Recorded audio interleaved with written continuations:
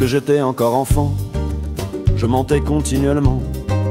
C'était une étrange habitude qui me valut le plus souvent beaucoup de vicissitudes. J'en ai encore maintenant des souvenirs très dérangeants. J'avoue que fort heureusement, cette très bizarre aptitude fut assez curieusement dans ma vie assez opportune. J'ai fait comme beaucoup d'élus un parcours assez convu, Sciences Po et aussi l'ENA. Chez nous c'était comme ça, il fallait rester dans la voie pour faire une belle carrière. On n'avait rien d'autre à faire, obéir sans autre choix.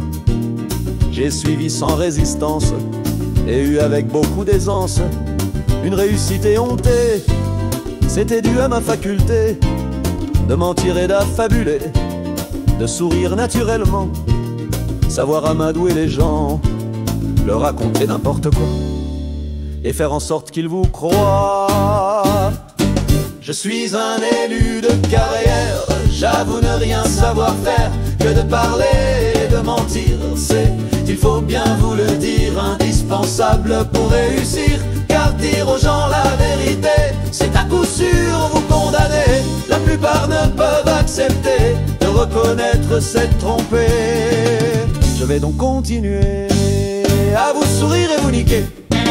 Je suis aujourd'hui au plus haut, j'ai accompli de grands méfaits, courbé les chines quand il fallait, inventé souvent des complots pour éviter de reconnaître des actes qui me compromettent. Pendant de longues années, j'ai travesti la vérité, j'ai œuvré sans hésitation à détruire notre nation. Je dois dire à ma décharge que je n'avais guère le choix. Ceux qui font vraiment le poids ne m'ont pas laissé de marge. Je suis un élu de carrière, j'avoue ne rien savoir faire que de parler et de mentir. C'est, il faut bien vous le dire, indispensable pour réussir. Car dire aux gens la vérité, c'est à coup sûr vous condamner. La plupart ne peuvent accepter de reconnaître s'être trompé. Je vais donc continuer à vous sourire et vous niquer. Il faut que je continue, j'ai le pouvoir, je suis élu. Le peuple n'a plus rien à dire, il a voté, il doit subir. Je dois faire ce qu'on me dit, briser, contraindre, anéantir. C'est l'agenda inéluctable, je sais qu'il est épouvantable.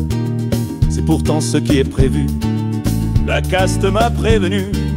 Je dois vous conduire à la guerre, taisez-vous donc, c'est nécessaire. Vous verrez après destruction, l'Europe en reconstruction sera plus forte que jamais. Croyez-moi, je vous le promets. C'est ainsi que dans son délire, l'élu coupé de la nation, croyant diriger le navire, nous conduit à l'Armageddon. Que sommes-nous donc devenus pour accepter cette comédie, et que des élus corrompus détruisent sans cesse notre pays?